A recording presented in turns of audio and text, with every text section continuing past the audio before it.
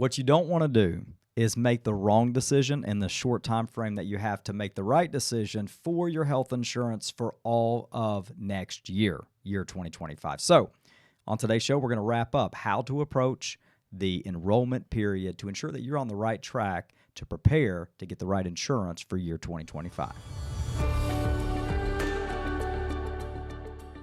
All right, Mo, we're back. You're back. And we're going to wrap up a good series that we've been on, which is, it's one of those things with the government. It's a topic that's confusing. It's a topic that can be hard to wrap your mind around because it is a subject matter that really intertwines every area of your life. Yeah, it's very layered, very layered, and it's a big decision, and it's one of the primary decisions I think that people consider when it comes to retiring. We have clients that want to retire earlier, and when I say earlier, it means before 65. But one of the things they say to themselves is, well, what am I going to do for health insurance? Yeah. And so they usually tie retirement with age 65 because that's when they can enroll in Medicare. So making sure that you can successfully navigate open enrollment, making sure you get the right plan that fits your need for not just for the first year of retirement, but moving forward is key. It's crucial. Yeah, it is crucial. And I think to your point, it kind of blows my mind too that people literally push off their retirement for this one area. Yeah. Which granted, you ask, and you know this, right? We ask any retiree or anybody approaching retirement, what's their biggest concern? They always throw out health insurance. Mm-hmm.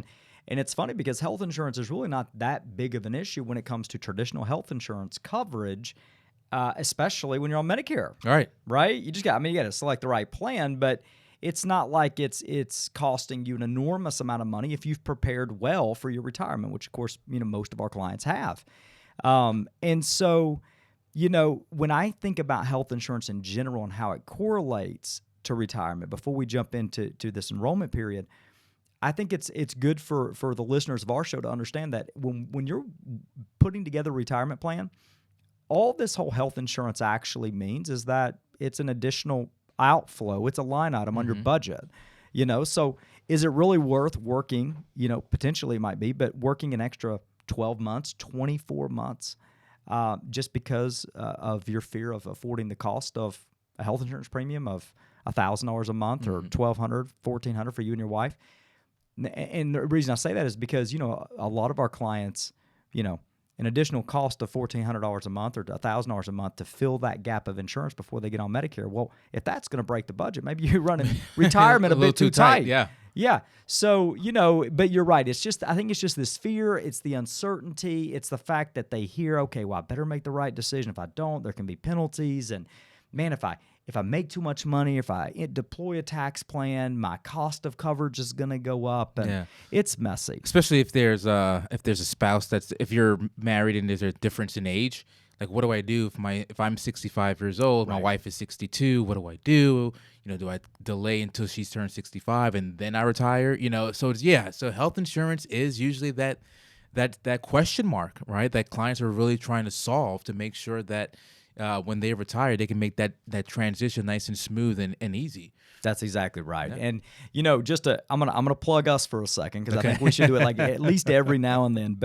But as a firm, as what most would call a family office, an organization that's built really and constructed to offer services that impact, most areas of one's retirement life. Mm-hmm. That's a piece of the puzzle that we solve for our clients, So, if you're out there and you need help to try to better understand what insurance you might need, how to better understand to deploy an accurate and successful tax strategy to prevent additional costs and penalties on your health insurance coverage, we're a great resource for that. And there's a lot of great firms out there, but that's just something we do. We have an agency, health insurance agency, that handles all the health insurance for our clients. And so it's a well put together offering, for that reason. Open enrollment's around the corner. All right. Happens every year. Every year. Same time. Yeah, same time. Yeah, right. Can't miss it. October the 15th through December the 7th. Okay. This is for anybody that is already on Medicare. Okay. So if you're on Medicare Part A and B, doesn't matter if you're under the age of 65 and you're on it because of disability or over the age of 65, this is a time of the year that you need to pay attention. Okay. not pay attention to the infomercials and all the ads you see on TV, right? Which that's a tell sign that it's here. But pay attention to what coverage you have and to go through a formal process to ensure that what you have is still what you need in spite of the changes for the upcoming year. Yeah. Okay. So let's break it down, Mo. Yeah, I would say, again, October 15th, December 7th, that's when that window opens. And that I would say the first thing you would do is you want to just review the year before, right? The current year you're in. And, what has been your experience? Has your plan that you're currently on been successful with your current medical treatments and medical expenses? And if it has been, then you might just want to just roll right into the same plan for the following year. If your doctor takes the plan, expenses haven't been out of whack, drugs are fine. So again, everything on that aspect of what you've been going through currently is on the right track. So first step I would say is just review your current plan that you're on right now, just to make sure that, hey, was there anything that was missing, or if it's been pretty much self-sufficient. Yeah, and I like that process too. Is just ask the question: Is the experience what I expected? Right. With the coverage that I have, and so at the end of the day, it's insurance, right? Mm-hmm. And we all just love to pay for insurance. Not really, but the point is we got to have it, okay? Yeah. And so when you're looking at the coverage you have, I think all that you said was great. Making sure that it was what you expected. And that the insurance company that you're with and the coverage that it provided did what it was supposed to do, and it's still what you want to continue with. October the 15th is such an important date, though, to do that, because that's when these companies begin to release their changes. Okay, Right. So the whole reason this enrollment period even exists is because the government gives the insurance companies the opportunity to change their coverage limits, their benefits, their networks, The costs. their costs. They give them the option, even if they're going to cover, they want to cover insurance at all. Right. Right. You'll see companies come into an area. You'll see plans leave an area. You'll see companies leave an area. So it is in a very important time not to just assume that if what I had worked well, I'm just going to keep it. You need to make sure that what you had is still what's still available. First and foremost, and then that the networks and stuff like that didn't change. So the enrollment period, the enrollment period is really referencing two areas, okay? It's referencing Medicare Advantage, prescription drug, and then PDP, okay? So the question I think that I want to get out here is, what does someone do with their supplement plan? Do they even need to worry about that this time of year? Well, again, one is the premium, right? One, if you're on a supplemental plan, then you would just want to see, hey, is the cost increasing to a level that is sustainable? And if it is, and again, going back to what we were saying before, if the experience you've experienced has been fine and the cost is manageable, then just keep going, keep rocking along. But if the premium has gone up more than you expected, then you may want to look and see, okay, well, is the plan G that I'm on right now, maybe I'll switch from Humana to Blue Cross Blue Shield or another carrier, and it rocks right along, because again, those plans are the same plans regardless of who the carrier is. The premium might just change. Right. But if you decide, okay, well, maybe a plan G is not the right one for me, maybe I want to go into plan N, for instance, then that's where you can change, right? Because you can switch from one supplemental plan to another. The question now, one big question could be, do I go from a supplemental plan to maybe a Medicare Advantage plan? Now that's a big change. Right. Right. Or do I attempt to go do that in reverse? Or go in reverse, right? And that's a major change that could have. It's not as easy as going in from swapping from one medical supplemental plan to another, supplemental plan to another, because you're not guaranteed the coverage or the acceptance from swapping from a Medicare Advantage plan to a supplemental plan. Yeah, so I'm gonna shoot back just in case some of our listeners and viewers of our show are a bit confused with the different supplemental Medicare Advantage and PDP. Go back and watch the show that we just released a few weeks ago. We kind of drew out a diagram that shows the two different options that you have available. Medicare, original Medicare, adding a supplement and a drug plan, or going with the Medicare Advantage route. this enrollment period, as every enrollment period every single year, once again, is focused on the drug plan and the Medicare Advantage. So the reason I kind of throw that out there is no matter which side of the diagram you're on, it affects you. It affects you, yeah. And to your point, the supplemental coverage, which is, United Healthcare Supplemental Plan G, Mutual of Omaha Supplemental Plan F, well, F's no longer available, N as an example. Those plans you can re-enroll, drop, enroll at any point in the year. So they're not really tied to this enrollment period per se. Now, you can't just get a different plan guaranteed. Right. But you could have Plan G and go and attempt to apply for Plan N, or have Plan G with United Healthcare, and if you want Plan G with Humana, you could make that leap, or Aetna or whatever. Is so long as you can pass the health questions, and you can do that anytime throughout the year. But what you said is what happens if I'm doing anything that is involving the drug plan or the Medicare Advantage? What if I'm wanting to either drop either one of those or add either one of those? This enrollment period matters. So October the 15th, these companies release their coverage changes for next year. And then every single individual in the country that is on Medicare at one time has the ability to make a change. They can make as many changes as they want, but whatever the last change is that they make on December the 7th will be what they have going in effective January the 1st. Okay, so some things about that. Number one, for sales agents, it's like feast or famine, baby. It's your window. Because it's your window. You got to win now. Yeah. Because everyone's doing it, right? This is Christmas bonus is like dependent right now, 2 months. This is on top of everyone's mind. And I would say for your prescription drug plans, it's crucial, right? Because you mentioned companies may come in and go in a network and go out of a network, come in a state, go out of a state. But what they may also do is with their formularies and what they will cover as far as prescriptions are concerned, and what the cost will be. And so that's huge, right? Because why are you buying these prescription plans, right? To reduce the cost, your out-of-pocket cost for prescriptions. Yeah. Well, these plans can say, for instance, if you're on a high blood pressure medication, this year in 2024 they may cover it 100%.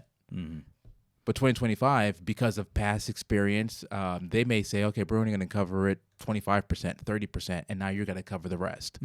And so this is the time, when you want to look and see, okay, what the prescriptions that I'm currently on right now, which drug plan is the best one for me now based off of what these plans are going to cover? Right. What is going to be my out-of-pocket cost for these prescriptions?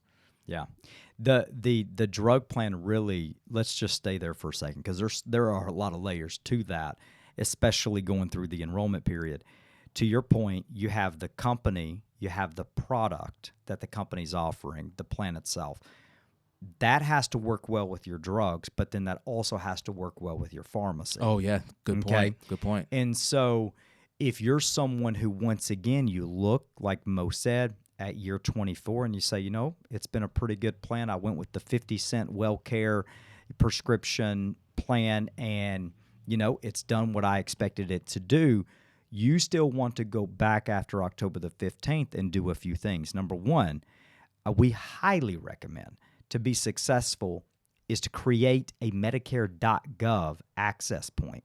Okay? Every one of you guys, if you are 65 or older, if you're on Medicare, you should go to Medicare.gov and enroll to create your account. Okay? You should do it on socialsecurity.gov as well, because socialsecurity.gov is going to show every active plan you have, whether it's a drug plan, a supplement plan, Part A, Part B, etc. So when it comes to the drug plan, though, to assess, this is something you got to do because it makes life so much easier. You go to Medicare.gov, you create an account, and the first thing you're going to do is go ahead and log your prescriptions. Okay? You're going to put them in there, the exact brand that you take, or the generic version of that brand, the quantity, the strength of the drug, which would be the milligram or the, I don't know what else it would be. Yeah, the dosage. You would put all that in there, and then that way when October the 15th comes, I mean, I have to say, I got to give it to the government here. They have a system that works. That's actually pretty sweet. Yeah, it's pretty sweet. I mean, Yeah. all you literally have to do is plug in your prescriptions, okay? After October the 15th, you run those prescriptions at the pharmacies that you choose, okay, that you prefer to go to. And we always recommend, look, throw in your pharmacy you want to use or that you've been using, but also throw in a grocery store there if you don't have any. You know, if you grocery shop at Publix, use Publix Pharmacy to kind of get a measurement of cost and then go through and you can dissect, okay, what are the top companies? What the system's going to do is literally lay out the best plan for you from January the 1st through December 31st, the entire year, including the cost of the premium, the deductible, and the cost of your prescriptions. Yeah. Okay? They make it very easy. Oh, that's pretty sweet. Yeah. Yeah. Now you know, okay, well, I can't make – the only reason I would make a wrong decision is if something happens throughout the year that I don't know. Right. If you're prescribed something new that you weren't aware of, right? But outside of that, I mean, if you're on the same prescriptions, your doctor's prescribing the same medications, you're good to go. You're good to go. It's pretty sweet. Yeah, and like, you know, even if you are prescribed something that's different throughout the year, it's not that the plan's not going to cover. It's just you don't know today. So our advice is to plan with what we do know. Right. You know, make sure that your prescriptions that you already take work best with the company that you have or the company you need to move to. With the formulary, with these drug plans, the government, basically what they do is they create what we call a master formulary, okay? And a master formulary is nothing more than just, think of this, you know, huge list that has every single prescription available in the market for each category of a health condition. Okay, so you mentioned like high blood pressure, right? Well, high blood pressure has obviously quite a wide range of both brand and generic versions of drugs that would support that illness. With that said, what insurance companies can do is they go to the master formulary and the government requires them to cover a set percentage of the available drugs. So let's say there's, you know, 10 prescriptions available for high blood pressure, okay, and there's a lot more actually. But if that's all there is, the government may say, okay, you got to cover 60% of the available, so 6 of the prescriptions of the 10. They don't tell them which ones. You just got to do 6 of the They 10. just legally they have to cover that many of that given available drug for the illness. So with that said, your company could change the formulary, right? Okay, by selecting the drugs they prefer to offer. So.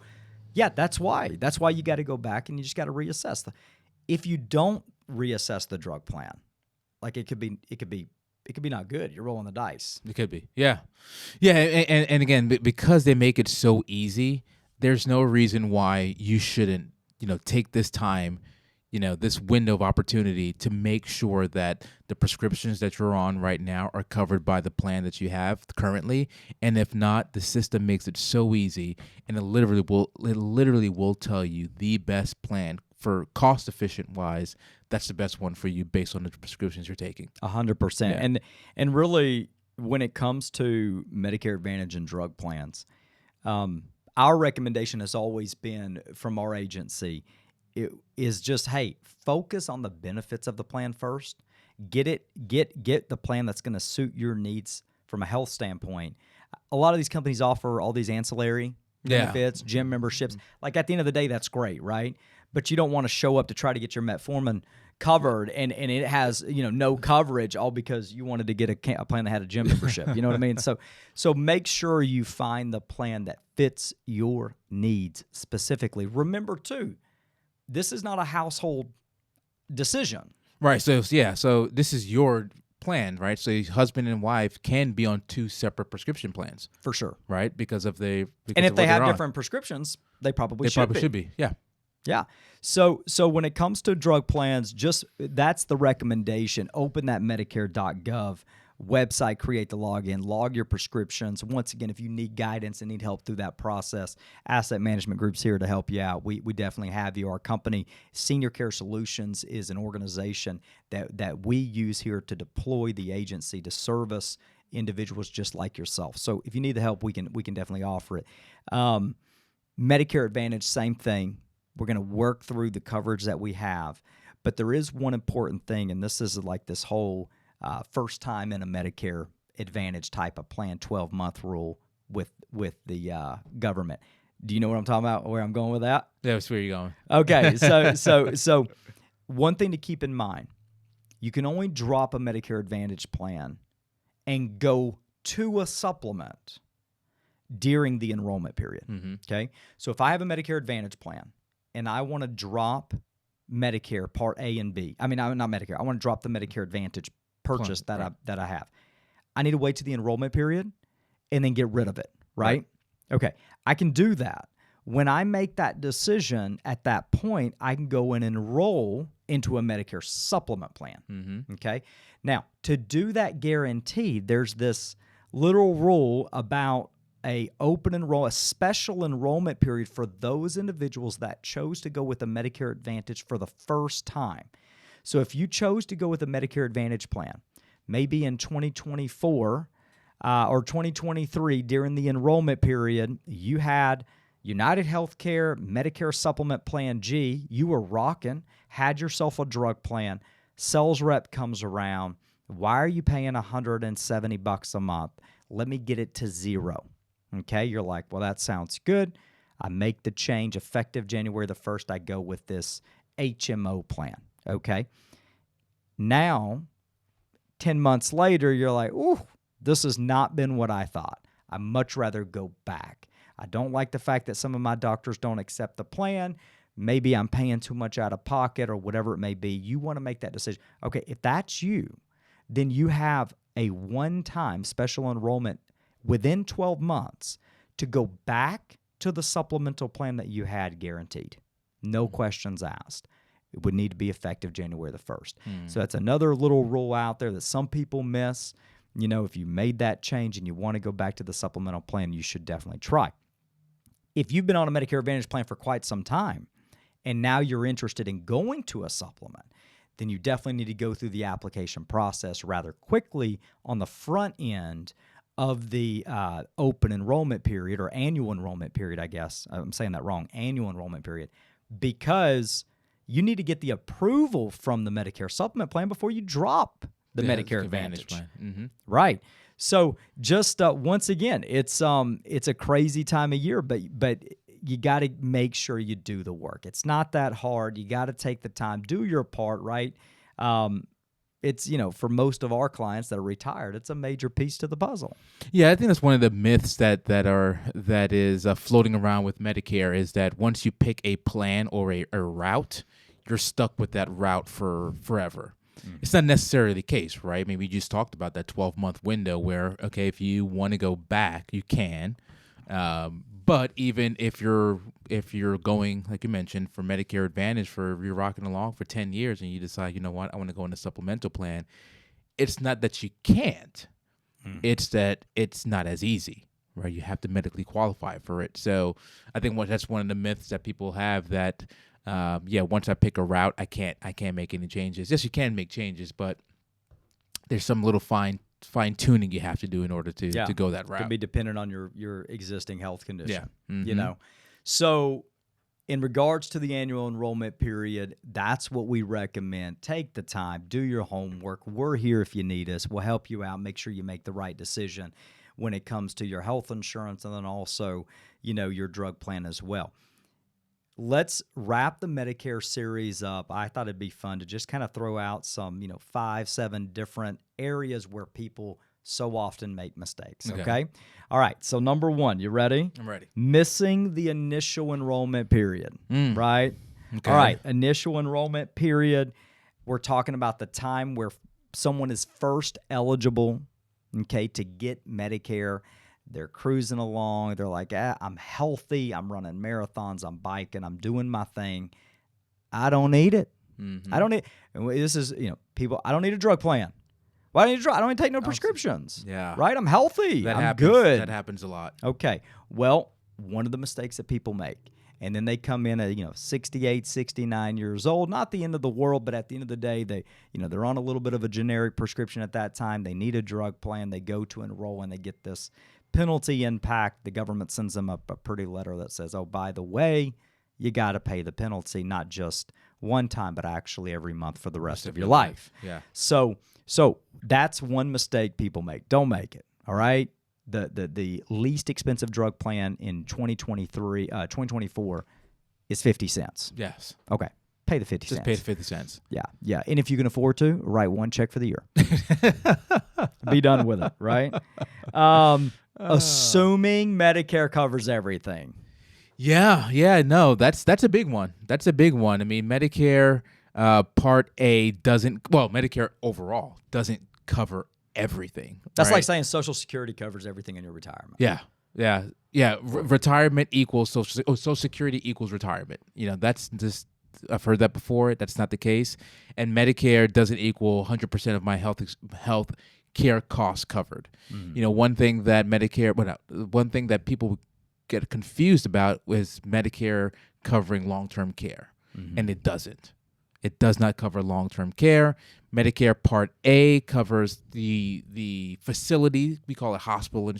It's called hospital insurance, but it covers the facility where you're getting your treatment, but it doesn't cover 100%. Right. There is a deductible for that. Right. There is out-of-pocket cost for you. I think it's $1,600, give or take, for the first 60 days. Right. And then cost per day after that. And then cost per day after that. And then Medicare Part B, there is a cost to it, $174 for the standard premium. But that still leaves you with a 20% gap. Yeah. With no end. Right. So Medicare does not cover 100% of your healthcare costs. Yeah, it doesn't. Right. And I think that's evident. That's why there's so many people out there. I would say another big issue here is, when you meet with a sales representative, assuming that they always have the right answers. Yeah. Just one of the key things I would keep in the back of your mind is just be mindful that what they're selling, that they're in a position to really offer you what's best and what's available, okay, in the market, to ensure that you get the right coverage you need. Yeah, one thing about Medicare is that, the cost is the cost. So, and what I mean by that is United Healthcare, Mutual of Omaha, Humana, whatever it is, right? If the cost is for a Medicare Advantage plan, $10 because you're adding a dental plan inside of it or adding a vision plan, let's say it's $35, $10, whatever it is, that's the cost. Right. The agent that you're speaking with can't manipulate the cost out there. Right. So that's why it's very important and crucial to work with an agency, someone that can represent multiple companies, that can offer multiple companies, because you can rest assured that they aren't incentivized one way or another, because the cost is the cost. Right. There's no additional expense to work with someone like that to ensure you get the right insurance. Right. Choosing the wrong drug coverage, I think we've hit that on the head. The reality is, if you choose the wrong plan, there's no going back. You're stuck with the plan for the rest of the year, right? So whatever the premiums are, whatever the prescriptions may or may not be covered, the fact that you could have went with a different plan that had your prescriptions as a preferred generic, okay, or generic, and instead you're with a company that's not offering it as a preferred level. Maybe you chose a plan that didn't work well with your pharmacy. Your pharmacy is not a preferred network pharmacy. It's just in the network, okay? All those things matter to drive the cost down. Listen, we all understand the cost of goods in the world we live in today, right? For a living, we manage people's outflow, the distribution plan, their cash flow plan in retirement. So the reality is we get the pressure. Take the time, do your homework, make sure you put yourself in the best chance to win. Drug plans, you don't want to get the wrong plan. Yeah. Okay, it's just too darn costly. Failing to make sure that your doctors are in the network if you go with a Medicare Advantage plan. Yeah, that's huge. That's you don't want to make. You don't want to do that. You don't want to do that. And most doctors, right, take Medicare, but again, you want to make sure that the doctor that you're seeking, that you're seeing, is covered. Does take Medicare. You definitely want to do that. Yeah, you want to do that. And once again, when you're, I feel like even at our age, bless you, even at our age, when you want to kind of team up, hit yourself to a good doctor, at this point, right? And I'm thinking, okay, well, I want someone that's going to be, especially the older I get, I may want to consider someone that's like maybe a little bit younger than me, so I could, ride with those services on through retirement, maybe my lifetime. So the last thing you want is to enroll in a plan and they're like, bro, We don't take them. we can't take it, which means we can't take you. Yes, that would be frustrating. That'd be frustrating. You know, this individual knows everything about you, you know? So, yeah, you don't want to make that mistake. All right, last two, obviously the annual notices, which is really the whole message of what changes are happening for this year, which is a big thing, right? Once again, you just want to make sure that you're aware. So when you get those letters in the mail, read them, okay? Look at them, see what the changes are. Make sure that it's still fitting for your needs. And I would say, you know, with that, you know, you want to look for something from Medicaregov or CMS. Right. You know, these are everything else is just marketing material from the multiple, you know, insurance companies, right? So you can discard that for the most part. But if you see something from Medicare.gov or from CMS, like that's an official document that you have to take notice on. That's exactly right. And then I think I'll wrap it up with this, Mo. The last thing that I can think of is just understanding the cost and the impact of those costs against your plan. Okay, when you're approaching making this decision, it's not a decision you really want to cut short. Okay, you don't want to increase your budget for Starbucks coffee and decrease your quality of insurance, right? So let's make sure we get the right plan that you can afford. And make sure it's the right plan for your health, okay? Because a wrong decision there, as we already talked about, can really create additional costs down the road because you went with something that was less expensive on a monthly basis and found out that you're spending more throughout the year. You got to make sure you're making the right decision. And then the income-related monthly adjustment. So many of our clients, being that here at Asset Management Group, we work with many clients that are in retirement, people that have done a tremendous job to get to a place where they can enjoy this life without the stress of finances. They've just put themselves in a tremendous position financially. These people are also facing income-related monthly adjustments. And what that means is they're facing the reality that their premiums are being driven up because of their modified adjusted gross income. Okay? Now, sometimes that can be changed. You know, for some of our clients, we're deploying a tax plan. We consider those additional costs as a part of the strategy to measure and validate the quality of the strategy itself. But sometimes there's nothing you can do. Yeah. You know, some of our clients, they've done so well financially, and the reality is they got to pay the extra cost. Some of our clients, if we put together the right tax strategy consistently over time, eventually they won't have those extra expenses, right? For many of our clients, our goal is eventually one day they never even have to file a return. Tax return, yeah. Yeah. So the point is the income-related monthly adjustment something that you should be aware of if you're either a higher income earner or B, you've put yourself in a good financial position. You have the tax-deferred assets, the retirement assets, you may have the pension, et cetera.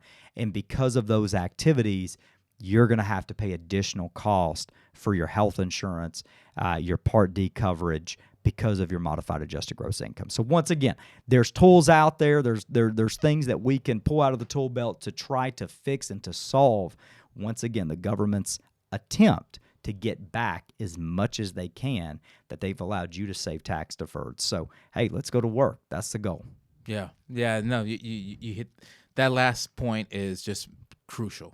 It's just crucial, right? And some of it you have to plan ahead, right? Some of the tax planning strategies that we deploy has to be taken ahead of time. But at the end of the day, that is something that I think most people aren't realizing, the impact that their current income can increase their Medicare Part B and their prescription plans, That's their premium for it, right? You know, you take your Social Security, your pension, your RMDs, all of a sudden, and distributions from a 401k, IRA. All of a sudden, you're making probably more money than you were making before retirement, and now your Medicare Part B premium's going up. Yeah, right? That's exactly right.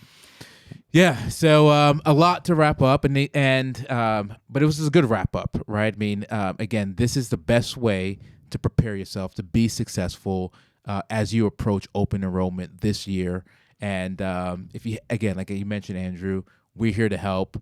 Our firm is here to help. And yes, tune in, watch previous episodes. And again, if you have any questions at all about how to successfully navigate open enrollment, we're here to help. That's it. Yeah. All right. See you guys next week.